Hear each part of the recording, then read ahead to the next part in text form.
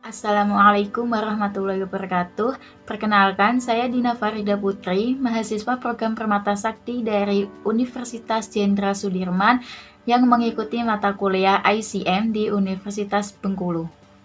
Saya akan menjawab soal UAS dari Pak Yer Johan selaku pengampu di mata kuliah ICM tentang permasalahan dalam wilayah pesisir yang ada di daerah masing-masing. Nah, saat ini saya bertempat tinggal di Pati. Seperti yang kita tahu, Pati termasuk dalam wilayah pesisir di mana banyak pantai yang mengelilingi dan juga dengan adanya pantai di Pati, setiap wilayah yang terdapat pantainya maka ditanamin pohon mangrove. Karena pohon mangrove sendiri dapat memberikan dampak positif bagi masyarakat. Selain adanya dampak positif, ada pula dampak negatif akibat dari masyarakat itu sendiri. Pemerintah sendiri masih kurang perhatian terhadap wilayah pesisir karena masih banyaknya wilayah pesisir yang tidak terawat dan juga banyaknya masyarakat yang masih merusak lingkungan. Karena tidak adanya pengawasan dan juga aturan, tidak pula ada sanksi yang diberikan agar lingkungan dan ekosistem itu tetap terjaga. Maka masyarakat itu masih merusak lingkungan sekitar bisa juga dengan cara membuang sampah sembarangan. Nah, membuang sampah sembarangan itu masyarakat masih membuang di tempat pembuangan liar dan juga masih dibuang di kali ataupun sungai, sehingga nantinya akan mencemari lingkungan perairan sungai ataupun kali. Nah, apabila sampah itu dibuang di kali, maka akan mengalir hingga sampah tersebut ke laut. Nah, karena ada beberapa laut yang sudah ditanami mangrove, bagi sampah yang ada di sungai, ada di kali, maka akan mengalir ke laut dan akan terbawa lalu terperangkap ke batang mangrove. Semakin banyaknya sampah-sampah yang terbawa, maka semakin banyak juga sampah yang terperangkap di pohon mangrove. Nah, hal tersebut itu mengakibatkan rusaknya ekosistem yang ada di mangrove juga di laut akibat adanya sampah dari masyarakat yang sulit didaur ulang dan juga sulit terurai. Permasalahan sampah ini juga permasalahan yang sulit diatasi akibat masih banyaknya masyarakat yang membuang sampah sembarangan. Akibat dari sampah itu sendiri, maka dapat mencemari air lingkungan seperti air sungai dan juga air laut yang sering digunakan masyarakat, khususnya untuk masyarakat Pati karena untuk tambak. Nah, akibat adanya sampah membuat banyaknya petani tambak yang merugi karena tercemarnya tambak mereka. Selain karena pembuangan sampah, apalagi laut di sekitar itu teraliri limbah dari pabrik gula yang ada di sekitar, di dekat sana, di dekat laut. Nah, pada saat pabrik menggiling tebu, limbahnya itu akan mengalir melewati rumah-rumah warga dan limbah tersebut mengalir ke kali melewati beberapa desa yang nantinya akan berakhir ke laut. Nah, limbah yang mengalir ke kali ini membuat kali tercemar menjadi warna hitam dan juga berbusa menggelembung dengan adanya bau busuk sepanjang kali. Hal ini sangat mengganggu warga sekitar dan juga warga yang melewati kali tersebut.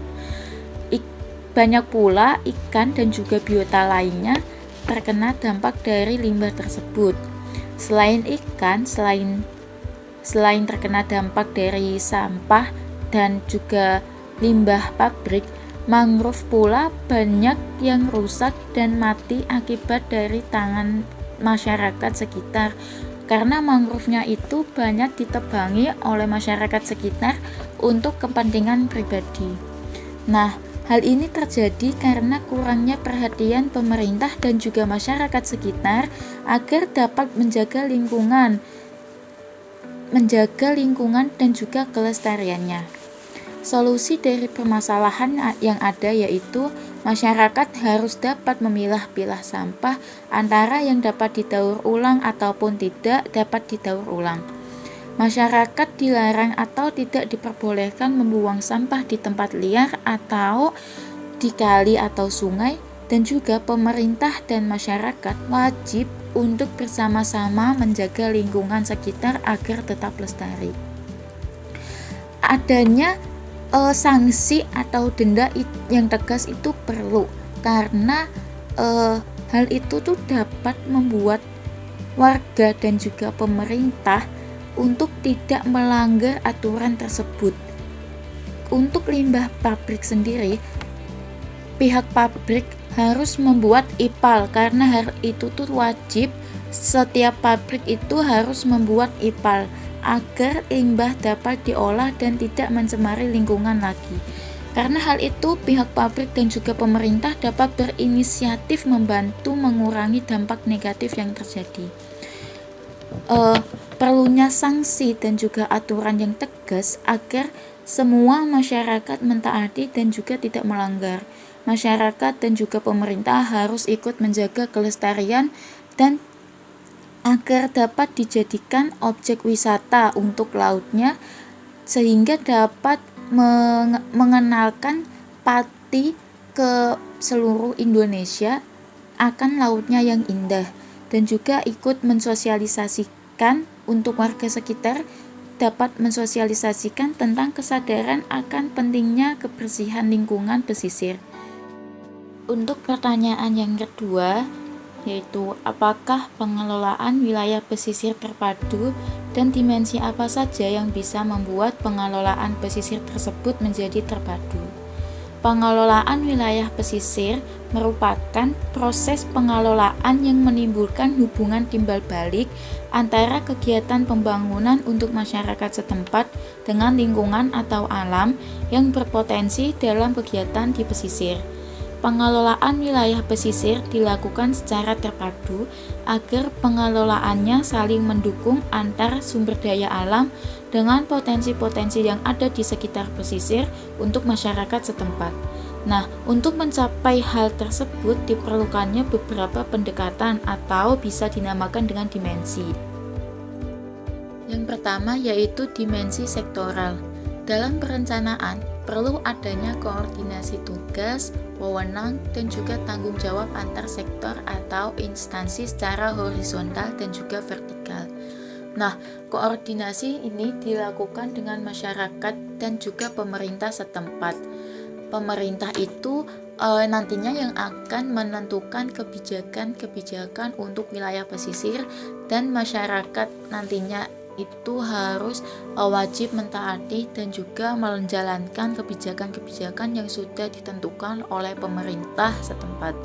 Nah, yang kedua itu ada dimensi bidang ilmu. Nah, dimensi ini itu pengelolaan dilaksanakan atas asas pendekatan interdisiplin ilmu. Interdisiplin ilmu yang mana yang nantinya itu akan relevan terhadap pesisir tersebut. Bisa dari bidang ilmu ekonomi, ekologi, teknik, sosiologi, hukum, dan lain sebagainya.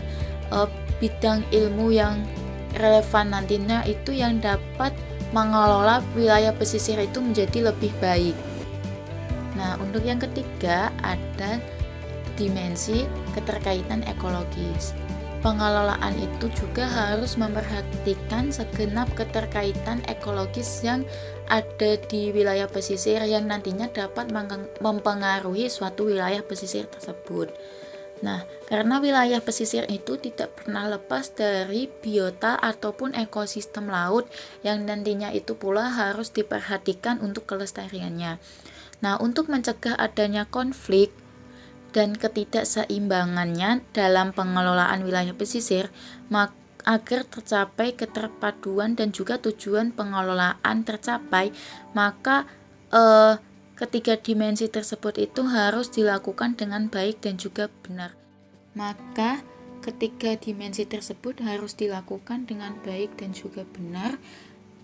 Selain itu juga agar pengelolaan itu tercapai dan juga sukses, menjadikan pengelolaan wilayah pesisir itu secara terpadu menjadi wilayah pesisir terpadu. Sekian video dari saya. Apabila ada kurangnya, saya mohon maaf. Terima kasih. Wassalamualaikum warahmatullahi wabarakatuh.